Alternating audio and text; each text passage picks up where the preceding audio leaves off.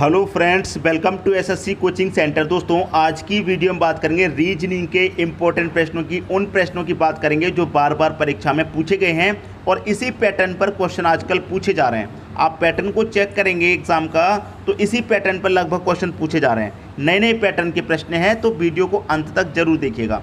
तो चलिए स्टार्ट करते हैं। दोस्तों, पहला प्रश्न है आपका, यहाँ आप देखेंगे 3 × 4 का सिमेट्री है और क्वेश्चन मार्क दिया गया है यहाँ पर, मतलब यहाँ पर कौन सी संख्या आएगी ये आपको बताना है। ठीक है, और हम दूसरी बार क्या चेक करते हैं कि जिस तरफ बड़ी संख्या होती है प्रश्न को उधर सॉल्व करते हैं। तो इधर आप देखेंगे नीचे की तरफ 13 है बड़ी संख्या, यहाँ 5 है, तो क्या प्रश्न को हम नीचे की तरफ सॉल्व करें? तो चलिए प्रश्न को नीचे की तरफ सॉल्व करेंगे। तो ये 13 कैसे आया, ये 5 कैसे आया, उसी तरीके से क्वेश्चन मार्क वाली संख्या आपको मिल जाएगी। ठीक है, तो देखिए 13 आप किन संख्याओं से बनाएंगे? 8, 7 और 2 से बनाएंगे। ठीक है, अब देखिए क्या हो सकता है। 13 आपको कैसे बना सकते हैं?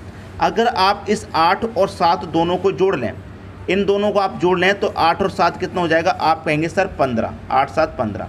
और जो तीसरी संख्या है 2, इसको अगर आप माइनस कर देंगे, 15 में से 2 जाएगा, कितना आ जाएगा? 13। ये 13 दे रखा है। वही यहाँ पर कीजिए, ऊपर वाली दोनों संख्याओं को जोड़ेंगे तो 6 और 3 कितना हो जाएगा? 9। 9 में से माइनस कर देंगे तीसरी संख्या को 4 को, तो 9 में से 4 जाएगा, कितना आ जाएगा? 5। यहाँ आपको 5 दे रखा है।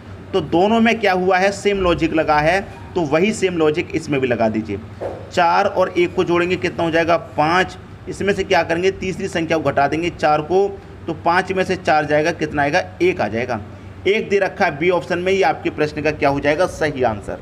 तो मैं उम्मीद करता हूँ कि सभी को क्वेश्चन बहुत अच्छे से समझ में आ गया होगा। अब देखेंगे अगला प्रश्न। अगला क्वेश्चन है 1:1, मतलब क्या हुआ है कि 1 का रिलेशन 1 से बना है तो 25 का रिलेशन किससे बनेगा?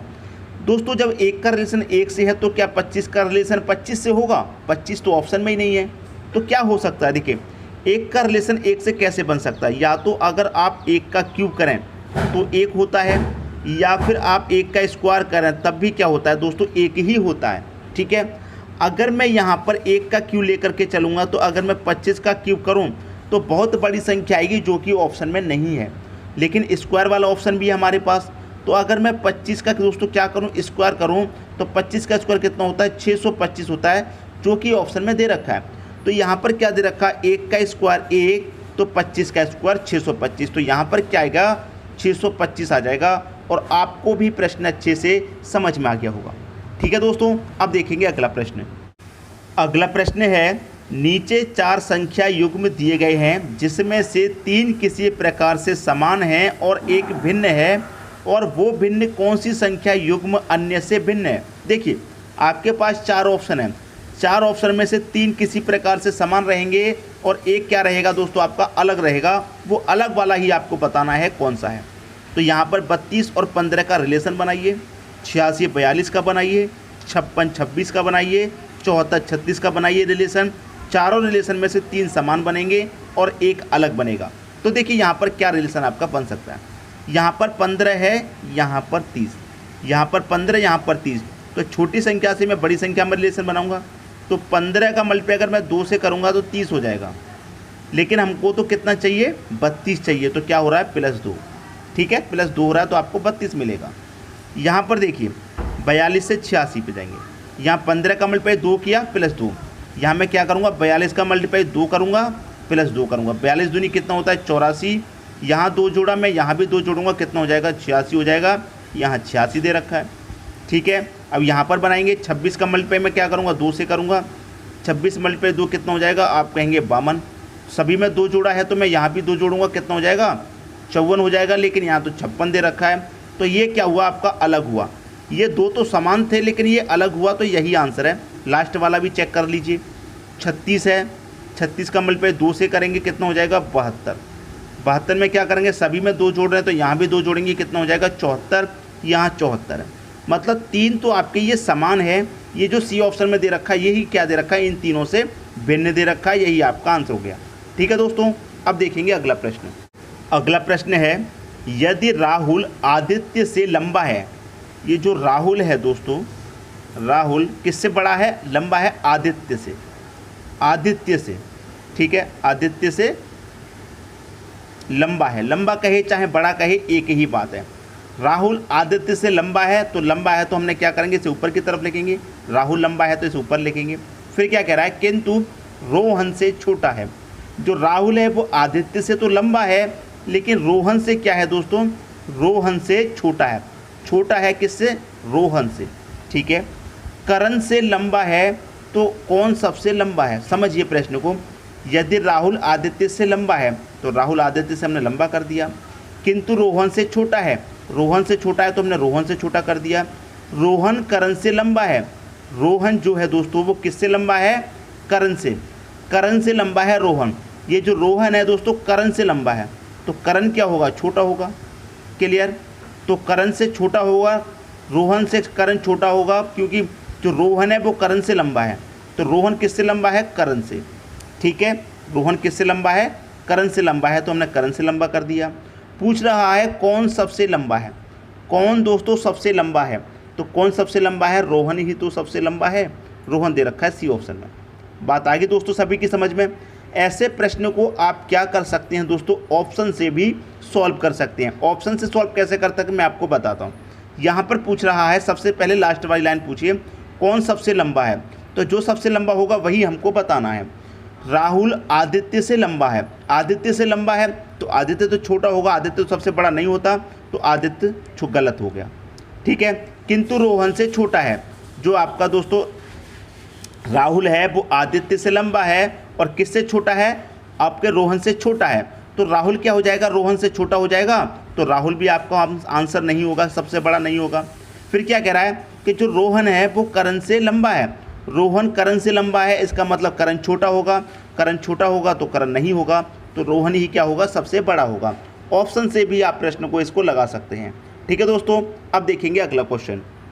अगला प्रश्न है, एक निश्चित कूट भाषा में केपलर को इतना लिखा जाता है, उसी कूट भाषा में गैलेक्सी को क्या लिखा जाएगा। देखिए यहाँ पर समझती हैं, केपलर, ठीक है, केपलर,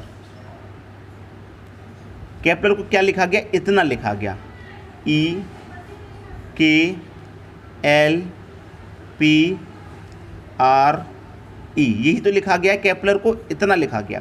तो यहाँ पर क्या रिलेशन है आप देखेंगे, जो यहाँ पर फर्स्ट में है वो यहाँ सेकंड में है, जो यहाँ सेकंड है वो यहाँ फर्स्ट में है, जो यहाँ फर्स्ट है वो नीचे सेकंड है, जो सेकंड है वो यहाँ फर्स्ट है, जो फर्स्ट है वो सेकंड है, और जो लास्ट है सेकंड, जो लास्ट है वो यहाँ पर फर्स्ट है।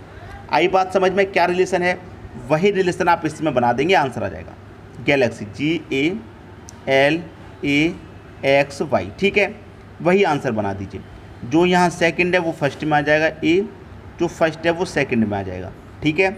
जो फर्स्ट में है वो सेकंड आ जाएगा, जो सेकंड है वो फर्स्ट आ जाएगा, जो फर्स्ट है वो सेकंड आ जाएगा, जो सेकंड है वो फर्स्ट आ जाएगा, यही तो है।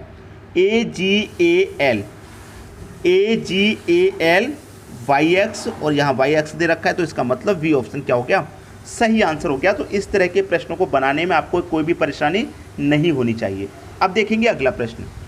अगला प्रश्न है, यहाँ पर देखेंगे प्रश्न में कि क्वेश्चन मार्क इस बार ऊपर दिया गया है, यहाँ पर कॉर्नर पे ऊपर, और बड़ी संख्याएं देखेंगे तो बड़ी संख्या यहाँ पर नीचे की तरफ दी गई हैं। बड़ी संख्या यहाँ 49 है, 64, 169।